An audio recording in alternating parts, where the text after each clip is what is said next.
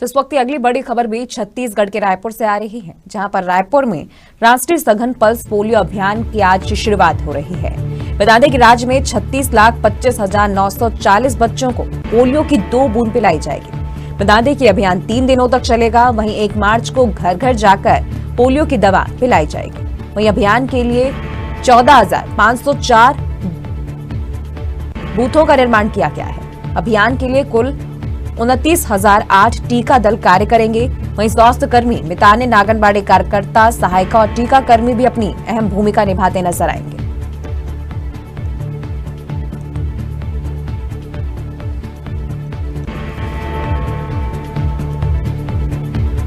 इस पर और भी ज्यादा जानकारियों के लिए हमारे साथ संवाददाता आकांक्षा तिवारी बनी हुई हैं।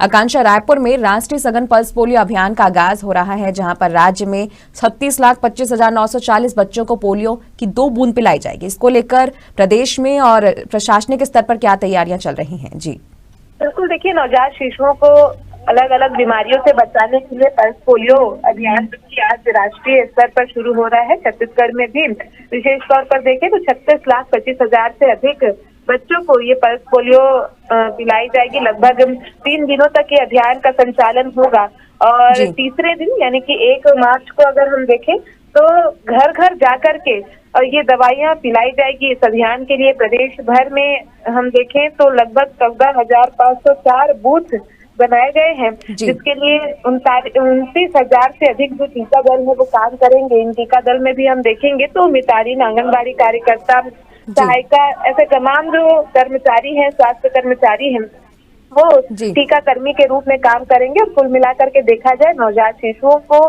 विभिन्न बीमारियों से बचाने सघन अभियान छत्तीसगढ़ में भी चलाया जाएगा। जी आकांक्षा, बहुत शुक्रिया तमाम जानकारियों के लिए और आगे भी हमारे साथ बने रहिएगा।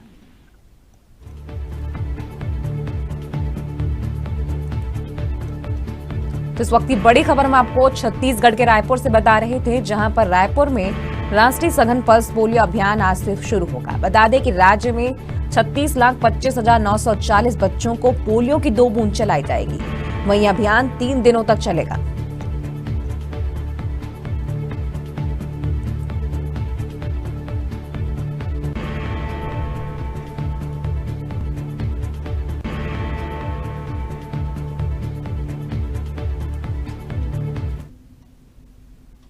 तो इसी बीच अगली बड़ी खबर पर रुक कर रहे हैं, जो कि छत्तीसगढ़ के ही रायपुर से है, जहां पर भाजपा की प्रदेश प्रभारी डी पुरंदेश्वरी एक बार फिर से बस्तर संभाग के दौरे पर रहेंगी। बता दें कि डी पुरंदेश्वरी 7 मार्च को बस्तर के दौरे पर रहेंगी। भाजपा के प्रदेश प्रभारी डी पुरंदेश्वरी जगदलपुर, नारायणपुर, सुकमा और बीजापुर जिले की कार्य समिति की बैठक लेंगी। बताते चले कि प्रदेश प्रभारी डी पुरंदेश्वरी भाजपा विधायक दल की भी बैठक ले सकती हैं। बताया जा रहा है कि विधानसभा का बजट सत्र 7 मार्च से प्रारंभ हो रहा है। इस मामले में भी डी पुरंदेश्वरी भाजपा के विधायकों से चर्चा कर सकती हैं।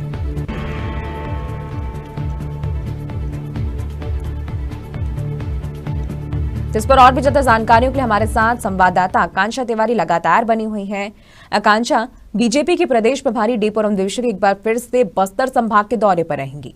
यहां पर वे 7 मार्च को बस्तर के दौरे पर रहेंगी, जहां पर बीजेपी के कई बड़े नेताओं से उनकी मुलाकात हो सकती है। तो इसके क्या अहम मायने सामने आ रहे हैं? जी बिल्कुल, देखिए सानिया, एक बार फिर भाजपा की जो प्रदेश प्रभारी है डी पुरंदेश्वरी, जो कि जिनका बीते दिनों हमने देखा कि बस्तर संभाग का दौरा रहा था, अलग अलग क्षेत्रों में जाकर के कार्यकारिणी की बैठक उनके द्वारा ली गई थी और एक बार फिर वे जल्द ही बस्तर संभाग के दौरे पे आएगी। जो तारीखें तय बताई जा रही है यहाँ पे 7 मार्च को बस्तर संभाग के दौरे पे रहेंगी।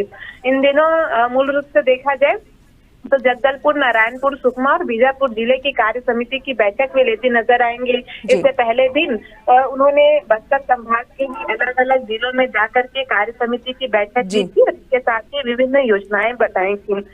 मूल रूप से देखा जाए तो बस्तर में विशेष तौर से भाजपा का फोकस है, क्योंकि पिछला विधानसभा जो चुनाव था वो भाजपा के लिए पूर्ण रूप से बस्तर गंवाने वाला चुनाव था, यानी कि एक भी सीट बस्तर संभाग के क्षेत्र में भाजपा को नहीं मिली थी। और यही अब बड़ी वजह मानी जा रही है कि आगामी चुनाव की रणनीतियों के तहत बस्तर संभाग में लगातार प्रभारियों का जो दौरा है वो हमें और भी आगामी समय में देखने को मिलेगा। बहरहाल बस्तर संभाग का उनका दौरा है। इसके अलावा 7 मार्च से बजट सत्र भी प्रारंभ हो रहा है। इसके मद्देनजर भाजपा विधायक दल की भी बैठक डी पुरंदेश्वरी ले सकती है। कुल मिलाकर के देखा जाए विधानसभा सत्र को लेकर के भाजपा की रणनीति और आगामी समय में बस्तर के मद्देनजर बस्तर सीटों की रणनीति बनती यहाँ पे नजर आ सकती है। जी आकांक्षा, बात करें जब भी बीजेपी की भाजपा प्रदेश प्रभारी डी पुरंदेश्वरी की बात होती है और बस्तर संभाग दौरे की बात होती है तो बस्तर संभाग का दौरा काफी अहम माना जाता है। तो बीजेपी किन रणनीतियों के तहत बस्तर संभाग में जनता को साधने की कोशिश यहाँ पर कर रही है? जी बिल्कुल, देखिए पिछला दौरा भी हुआ था और उसके बाद एक बार फिर ये दोबारा बस्तर संभाग का दौरा है। इसके पहले चिंतन शिविर भी बस्तर संभाग में ही लगाई गई थी। कुल मिलाकर के देखा जाए सान्या कि जो 12 सीट बस्तर संभाग में आती है जिसे भाजपा ने पूर्ण रूप से गंवा दिया है, तो उन सीटों को प्राप्त करने की कोशिश अभी से ही भाजपा जिससे जुट चुकी है। मूल रूप से देखा जाए तो 15 साल में भाजपा सरकार के जो कार्य रहे थे, जो उपलब्धियां रहे थे, उसको गिनाने की कोशिश इस दौरान की जा सकती है। जनता के साथ जब जुड़ाव होगा तो तमाम उपलब्धियां गिनाने की कोशिश, वही राज्य सरकार की नाकामियों को गिनाने की कोशिश भाजपा की होगी। केंद्र की उपलब्धियां भी कहीं न कहीं गिनाने की कोशिश भाजपा की होगी। कुल मिलाकर के हम देखें तो साधने की कोशिश बस्तर को अभी से ही भाजपा करती नजर आ रही है। जी आकांक्षा, आपका बहुत शुक्रिया फिलहाल इन जानकारियों के लिए और आगे भी हमारे साथ लगातार बने रहिएगा। इस वक्त की बड़ी खबर हम आपको छत्तीसगढ़ के रायपुर से बता रहे थे, जहां पर बीजेपी की प्रदेश प्रभारी डी पुरंदेश्वरी एक बार फिर से बस्तर संभाग के दौरे पर रहेंगी। बता दें कि बीजेपी प्रदेश प्रभारी डी पुरंदेश्वरी 7 मार्च को बस्तर के दौरे पर रहेंगी।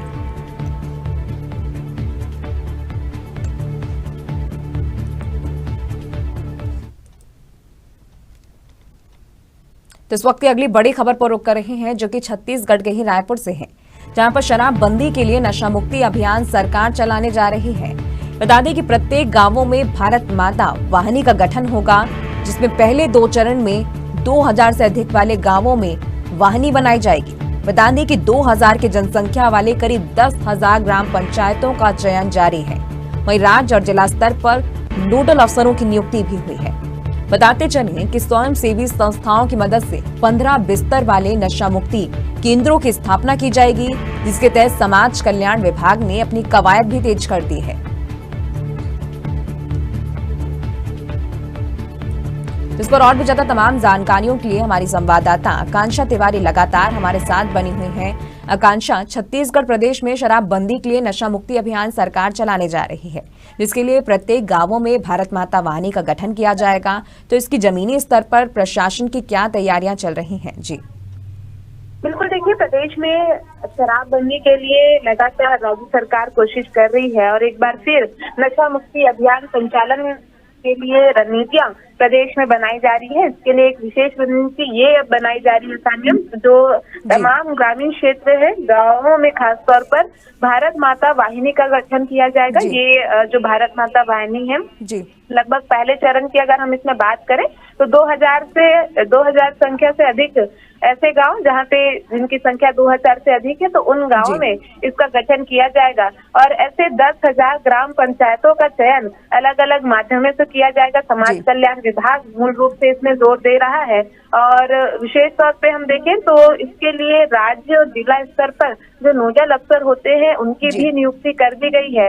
वहीं जो अलग अलग समाज सेवी संस्थान है उनकी मदद से 15 बिस्तर वाले जो नशा मुक्ति केंद्र है वो भी उसकी भी स्थापना की जा रही है। कुल मिलाकर के देखा जाए तो राज्य सरकार अलग अलग विभागों के माध्यम से और अलग अलग योजनाओं के संचालन के साथ ही प्रदेश को नशा मुक्ति की ओर और शराबबंदी की ओर ले जाना चाह रही है। जी आकांक्षा, यदि हम बात करें तो प्रदेश में सरकार नशा मुक्ति के लिए अभियान चलाने जा रही है, जिसके लिए प्रत्येक गांवों में भारत माता वाहिनी का गठन होगा। तो इस भारत माता वाहिनी के गठन में किस वर्ग को शामिल किया जा सकता है और ये वर्ग किस प्रकार लोगों में जागरूकता पैदा करेगा? जी बिल्कुल, देखिए इससे पहले भी हमने देखा था प्रदेश में गुलाबी गैंग संचालित हो रहा था सान्या। गुलाबी गैंग में मूल रूप से महिलाएं कार्य करती थी। महिलाएं रात भर मूल रूप से शाम से लेकर के रात को वो आगामी अपने क्षेत्र हैं जो उन क्षेत्रों में भ्रमण करके लोगों को नशा मुक्ति के लिए अवगत कराती थी, अवेयर कराती नजर आती थी। इसी प्रकार का ये प्लान भी राज्य सरकार का नजर आता है। भारत माता वाहिनी नाम से जो महिला समूह है, अलग अलग जो समाज सेवी संस्थान है वो सड़कों पर उतरेगा, लोगों को शराब बंदी के प्रति और नशा मुक्ति के प्रति यहाँ पे जागरूक करते नजर आएंगे। खासतौर पर ग्रामीण क्षेत्रों में ये अभियान जो है हमें मूल रूप से देखने को मिलेगा। जी आकांक्षा, बात करें तो इस अभियान के लिए सरकार ने सबसे पहले गांवों का ही क्यों चयन किया? इसके पीछे क्या कयास लगाए जा रहे हैं? जी देखिए, शहरी क्षेत्रों के साथ ही ग्रामीण क्षेत्रों को भी जागरूक करना आवश्यक है। पहले ही राज्य सरकार ने ये बातें अपने बयानों में कही थी। जो आदिवासी सेक्टर्स हैं, ग्रामीण बाहुल्य इलाके हैं, वो 60% क्षेत्रों में कहीं ना कहीं शराबबंदी एक बड़ी समस्या है, एक बड़ी चुनौती भी है। उसी चुनौती के मद्देनजर ग्रामीण सेक्टरों का चिन्हांकन पहले किया जा रहा है सान्या, और यही वजह है कि प्रदेश के लगभग 10,000 ग्राम पंचायत, जहां की जनसंख्या लगभग 2,000 से अधिक हो, तो उन क्षेत्रों का प्रारंभिक चरण में यहाँ पे चयन किया जा रहा है।